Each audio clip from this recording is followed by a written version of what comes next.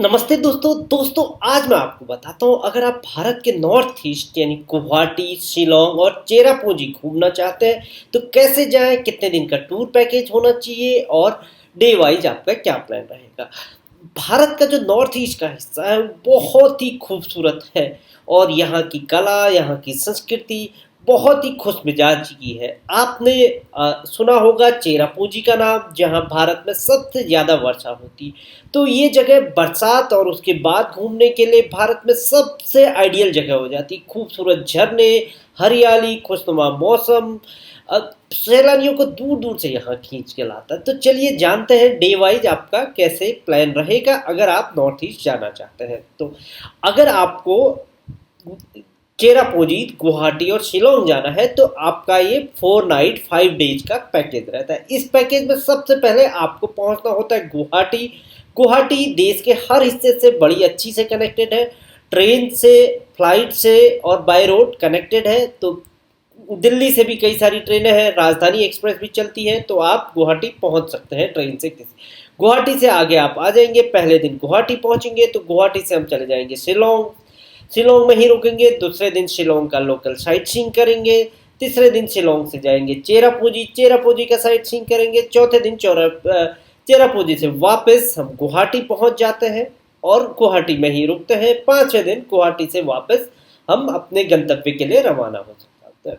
तो इस तरीके से पूरा 4 नाइट 5 डेज का टूर पैकेज होता है, जिसमें होटल, टैक्सी, ब्रेकफास्ट, डिनर, खाना सब कुछ एजेंसी की मदद से होता है। तो आइए आप डे वाइज पूरा हम प्लान जानते हैं कैसे ये पूरा होगा। तो उस पहले दिन हम गुवाहाटी पहुंच गए। गुवाहाटी में एयरपोर्ट या रेलवे स्टेशन कहीं भी हम पहुंचेंगे, वहां से पिकअप हुआ, हम चल देंगे शिलोंग के लिए। लगभग 130 किलोमीटर का ये सफ़र है, 3 घंटे करीबन लग जाएंगे पहाड़ी रास्ते से। और रास्ते में हम खूबसूरत जगह देखते हुए आएंगे।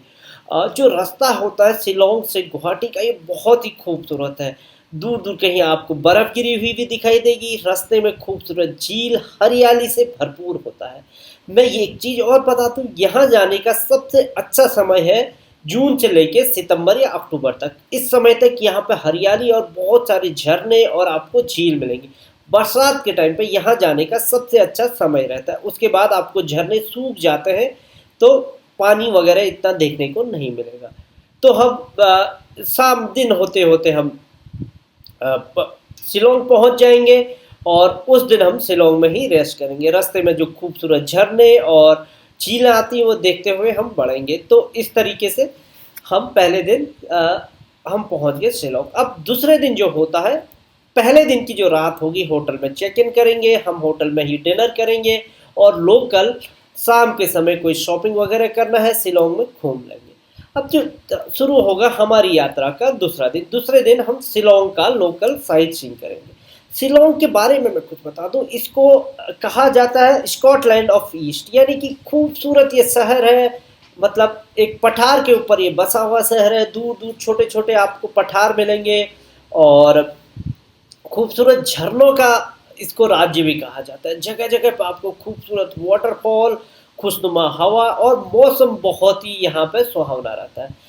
एवरेज टेम्परेचर आपको 10 से 20 डिग्री के बीच में मिलेगा, 20-22 डिग्री। अगर आप यहाँ पे मई से लेके सितंबर तक भी आएंगे तो भी आपको टेम्परेचर 20 डिग्री के आसपास ही मिलेगा। तो खूबसूरती में इसका कोई जवाब नहीं है। एक और जो चीज़ है, यहाँ के लोगों का जो मिजाज होता है वो बहुत ही खूबसूरत मिजाज होता है। कुछ मिजाज के लोग होते हैं। यानी यहाँ पे जो कल्चर है ज़्यादातर वेस्टर्न कल्चर कुछ आपको मिलेगा। तो यहाँ पे आपको आर्ट, म्यूजिक और हर जगह जगह पे म्यूजिक कंसर्ट होते हुए दिखाई देंगे। तो आप संगीत का भी यहाँ पे अच्छा खासा आनंद ले सकते हैं। तो आप यहाँ पे आएंगे तो हम दूसरे दिन शिलोंग का लोकल साइट सीइंग करेंगे। तो सबसे पहले हम जाएंगे, यहाँ पे एक खूबसूरत झील है जिसे वार्ड लेक कहा जाता है। ये शिलोंग के सबसे खूबसूरत अट्रैक्शंस में से एक है। यहाँ पे लोकल भी आपको मिलेंगे, टूरिस्ट भी आपको मिलेंगे। और एक खूबसूरत इस झील के बीच में एक लकड़ी का ब्रिज है। उस ब्रिज के ऊपर फोटोग्राफी करना बहुत ही शानदार रहता है। और इसमें आप एक पैडल बोट लेके इसमें बोटिंग कर सकते हैं, घंटों आप बोटिंग कर सकते हैं। और इस झील में मछली पकड़ने पर रोक है, तो आपको नीचे झील में मछलियां बड़ी मात्रा में दिखाई देंगी, जगह जगह मछलियां। तो आप मछली का चारा लेके यहाँ पे मछलियों को चारा भी खिला सकते हैं, तो बच्चों को ये जगह बहुत ही पसंद आएगी। तो ये जगह बहुत खूबसूरत जगह है जिसे कहा जाता है वार्ड लेक, और सबसे खूबसूरत आकर्षण में से एक है। इसके बाद इसके पास में ही लेडी हैदरी पार्क है। ये एक जापानीज स्टाइल का लैंडस्केप पार्क है, और इस पर जगह जगह फव्वारे हैं, और बहुत ही खूबसूरत ये पार्क है। इस पार्क में भी ये जो नॉर्थ ईस्ट में थोड़ा सा क्या था कि पहले यहाँ पे जापान का भी शासन रहा था कुछ टाइम पे, जब सेकेंड वर्ल्ड वॉर से पहले। तो कुछ कुछ कहीं कहीं पे आपको जापानीज झलक भी दिखाई देगी थोड़ी बहुत। तो इसके बाद ये देखेंगे, और आसपास एक इसके आसपास एक चिड़ियाघर भी है जिसमें बहुत सारे आपको पक्षी मिलेंगे, और हिरन वगैरह की बहुत सारी प्रजातियां मिलेंगी। बच्चों के लिए बहुत खूबसूरत ये जगह है। तो ये हम खूबसूरत जो जगह है शिलोंग में वो देख लेंगे दूसरे दिन। इसके बाद एक और बहुत ही खूबसूरत जगह है जिसको देखने हम जाएंगे। एशिया के सबसे बड़े गोल्फ कोर्स को हम देखने जाएंगे। 18 होल्स का ये गोल्फ कोर्स है, और घने देवदार के पेड़ों के बीच में ये गोल्फ कोर्स है। और जो शिलोंग के बारे में जैसे मैंने बताया, ये प्लेट्यू के ऊपर है। जगह जगह पे आपको छोटे छोटे पठार दिखाई देंगे, तो बीच बीच में पठारों के ऊपर मैदान होते हैं। तो वैसे में तो यहाँ पे आपको एकदम भीषण पहाड़ नहीं दिखाई देंगे, पठार आपको मिलेंगे। हिमालय जैसे, जैसे मनाली शिमला जैसे आपको ऐसे पहाड़ नहीं मिलेंगे, बाकायदा पठार मिलेंगे। तो तो हम इस गोल्फ कोर्स का आनंद उठाएंगे। अगर आपको थोड़ी बहुत गोल्फिंग आती है तो आप गोल्फ भी यहाँ पे खेल सकते हैं। तो ये जाएंगे। इसके बाद बहुत ही खूबसूरत एक म्यूजियम भी है यहाँ पे, वो देखने जाएंगे। जो मेघालय है अलग अलग जनजातियों का ये पूरा राज्य है, तो जो इसकी सांस्कृतिक विरासत है वो ये सब म्यूजियम में देखेंगे। और उसके बाद लगभग शिलोंग से 12 किलोमीटर दूर एक बहुत ही खूबसूरत जगह है जिसे कहा जाता है एलिफेंट वाटरफॉल। लगभग ये 2 चरणों में ये वाटरफॉल है। ये हाथी की शेप का है, यानी इसका पूरी जो संरचना है हाथी जैसे है। तो पानी अलग अलग छल छल छल छल करते करते 2 जगह, यानी 2 जगह पानी गिरता है फिर जाके नीचे पहुंचता है। तो थोड़ा सा आपको पैदल चलना होगा यहाँ जाने के लिए, ज़्यादा ट्रैकिंग नहीं है। 200-300 मीटर आपको ट्रैक करनी पड़ेगी। और नॉर्थ ईस्ट के सबसे खूबसूरत ये वाटरफॉल्स में से एक है। और आपको यहाँ पे चारों तरफ जंगल होगा और बहुत ही खूबसूरत वाटरफॉल है, तो इसको ज़रूर हम देखेंगे। तो इस तरीके से हम पूरा जो शिलोंग है दूसरे दिन हम शिलोंग शहर को देखने में मिलेंगे। तो जगह जगह पे घाटियाँ हैं, पठार हैं, तो पूरे शिलोंग शहर का बहुत ही खूबसूरत दृश्य जगह जगह से आपको देखने को मिलेगा। तो इस तरीके से ये जो शिलोंग की साइट्स हैं ये देखने के बाद शाम को हम शिलोंग वापस आ जाएंगे, और अपने होटल में शिलोंग में ही हम डिनर करेंगे। और उसके बाद हम उस दिन नाइट स्टे शिलोंग में ही करेंगे। अब शुरू होता है आपकी यात्रा का तीसरा दिन। तीसरा दिन सुबह सुबह हम उठेंगे, ब्रेकफास्ट कर देंगे और चल देंगे शिलोंग से चेरापूंजी के लिए।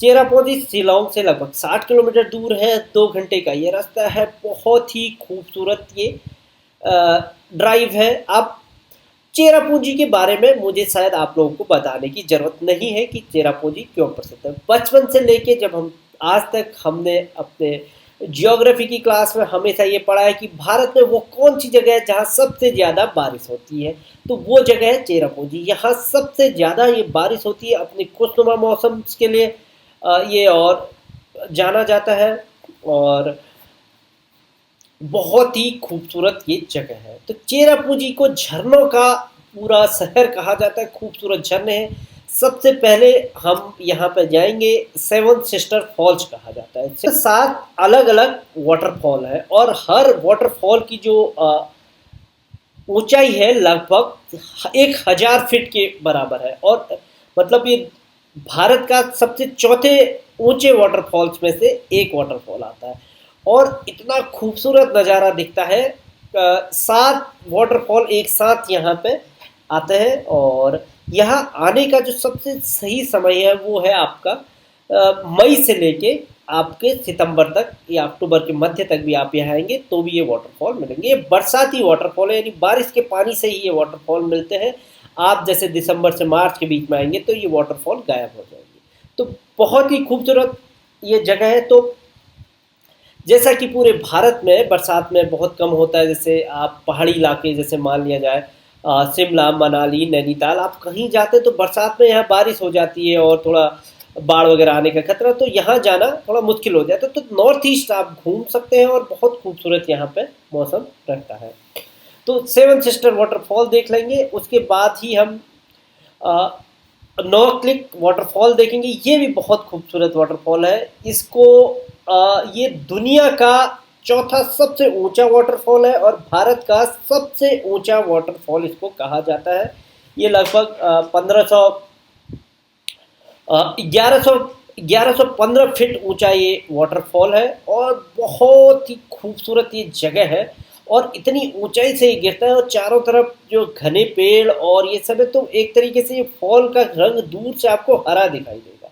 तो प्रकृति की ऐसी छटा आपने भारत के किसी हिस्से में नहीं देखी होगी। बरसात में ये पूरी जगह अपने आप को एक नए रंगों में रंग देती है। तो वो रंग देखने आप जरूर नॉर्थ ईस्ट जाएं। तो जगह जगह पे घिरते हुए बड़ी बड़ी पहाड़ियों से घिरते हुए वाटरफॉल और बिल्कुल खूबसूरती से गिरते हुए वाटर, पानी का शोर आपको मंत्रमुग्ध अपनी तरफ कर देगा। तो इस तरीके से ये देख लेंगे। उसके अलावा जो चेरापूंजी में मवासा मई गुफा है, ये भी बहुत खूबसूरत एक गुफा है। ये 150 मीटर लंबी ये गुफा है। इससे आगे भी है लेकिन उससे आगे यहाँ पे जाना मना है।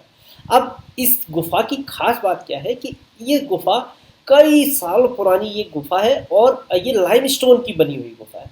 इसके अंदर जब आप गुफा के अंदर जाएंगे तो गुफा के अंदर आपको अलग अलग आकृतियां बनी हुई दिखाएंगी। ये सभी आकृतियां प्राकृतिक हैं, यानी अपने आप कई सालों से जो इवोल्यूशन हुआ है, धीरे धीरे जो चट्टान है अपने आप में रंग, तो आपको ऐसा लगेगा कि ये किसी ने हाथ से बनाई है या कुछ ये जो अलग अलग तरीके की जो मूर्तियां अंदर बनी है, संरचनाएं बन गई हैं, तो किसी ने इनको हाथ से किसी कारीगर ने काट करके बनाया है कुछ ऐसा, पर वो अपने आप बनी है प्रकृति की हवाओं से या उनका स्वरूप खुद बदला। तो अपने आप में ये काफ़ी देखने लायक जगह है।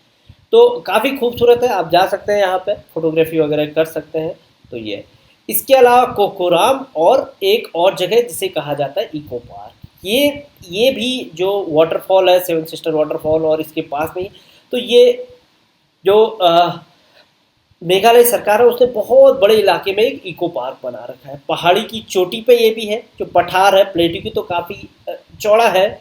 जो एक पे छोटी सी बात आपको बता दूं, जो पहाड़ी और पठार में क्या अंतर होता है। जो पहाड़ी होती है ज़्यादातर जब हम हिमाचल में कहीं जाते हैं, जैसे आप मनाली गए होंगे या शिमला गए, तो पहाड़ी है, वहाँ पे ज़्यादा आपको पहाड़ी मिलेंगे। यानी पहाड़ी में क्या होता है, उसकी चोटी होती है, चोटी पे जाते हैं, चोटी होती है, जगह बहुत कम होती है, वहाँ पे बहुत ही सकरा होता है, आप नीचे आ जाते हैं।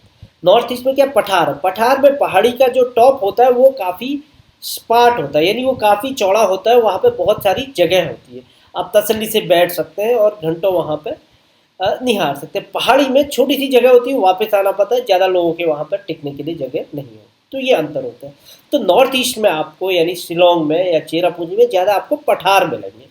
तो ये वहाँ पे एक इको पार्क है जहाँ से आप पूरे शिलोंग घाटी का देख सकते हैं और कई जो झरने हैं, झरनों की आवाज़ सुन सकते हैं।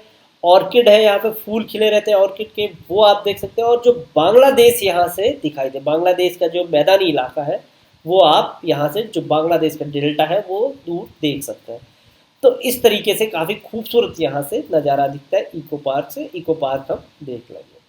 तो इस तरीके से जो खूबसूरत चेरापूंजी है वो देखने के बाद आप वापस शाम को चेरापूंजी में अपने होटल में ही आ जाएंगे, होटल में रेस्ट करेंगे और उसके बाद डिनर आपका होटल में ही होगा। और अब हम शुरू होता है हमारी यात्रा का चौथा दिन। चौथा दिन सुबह सुबह उठेंगे, ब्रेकफास्ट करेंगे और वहाँ से हम चल देंगे 150 किलोमीटर दूर गुवाहाटी के लिए, जहाँ से आए थे हम वहीं पे। तो 4 घंटे का ये रास्ता मिलेगा। ये रास्ता भी काफ़ी खूबसूरत रास्ता होता है और गुवाहाटी पहुंचने के बाद हम सबसे पहले जाएंगे खूबसूरत कामाख्या मंदिर का। कामाख्या मंदिर जो 52 शक्तिपीठ है उनमें से एक है और सती के एक अवतारों में से एक है। जो सती की कहानी है कि जब भगवान विष्णु ने सती के टुकड़े कर दिए थे, तो ये टुकड़े दुनिया भर में अलग अलग जगह पर गिरे। जहाँ पर जो टुकड़ा गिरा वहाँ पर माँ सती का एक मंदिर बन गया, और इसीलिए यहाँ पे भी माँ सती का मंदिर है और इसकी बहुत ज़्यादा मान्यता है। तो इस मंदिर के लिए तंत्र मंत्र विद्या सीखने के लिए ये मंदिर काफ़ी प्रसिद्ध है और दूर दूर से यहाँ पे आते हैं। नवरात्रि में तो यहाँ पे खास मेला लगता है और मंदिर की धार्मिक मान्यता बहुत ही ज़्यादा है। तो हम ये मंदिर देखेंगे और कामाख्या मंदिर देखने के बाद हम शाम को गुवाहाटी में ही हम अपने होटल में रुकेंगे और शाम के समय अपने आप से ही गुवाहाटी की हम सैर करेंगे। गुवाहाटी में आप लोकल कुछ शॉपिंग कर सकते हैं, खूबसूरत है गुवाहाटी भी। और अगर हमें समय मिल गया तो हम यहाँ पे काजीरंगा नेशनल पार्क देखने भी जाएंगे। वो सब निर्भर करता है समय पे और आपके पास कितने दिन हैं। अगर समय नहीं मिला तो वो जगह हमारे लिए छूट जाएगी। तो इस तरीके से हम पूरा 4 दिन में गुवाहाटी, शिलोंग, चेरापूंजी, कामाख्या मंदिर देखते हुए हम गुवाहाटी में रात को हम पहुंच जाएंगे और चौथे दिन की रात गुवाहाटी में हम अपने होटल में ही डिनर करेंगे। 5वें दिन सुबह सुबह उठेंगे, ब्रेकफास्ट करेंगे और होटल से चेकआउट करके या तो रेलवे स्टेशन या एयरपोर्ट आपका ड्रॉप हो जाएगा, उससे आगे आप अपने गंतव्य के लिए निकल पड़ेंगे। खूबसूरत शिलोंग 4 से 5 दिन में आप घूम के वापस चले जाएंगे और आपकी यात्रा यहीं पर समाप्त। अगर आप चाहते हैं ऐसा ही कुछ टूर पैकेज हम भी आपके लिए बनाए तो आप दिए हुए नंबर पर फ़ोन कर सकते हैं, हम आपके लिए टूर प्लानिंग में मदद करेंगे। वीडियो देखने के लिए आपका बहुत बहुत धन्यवाद।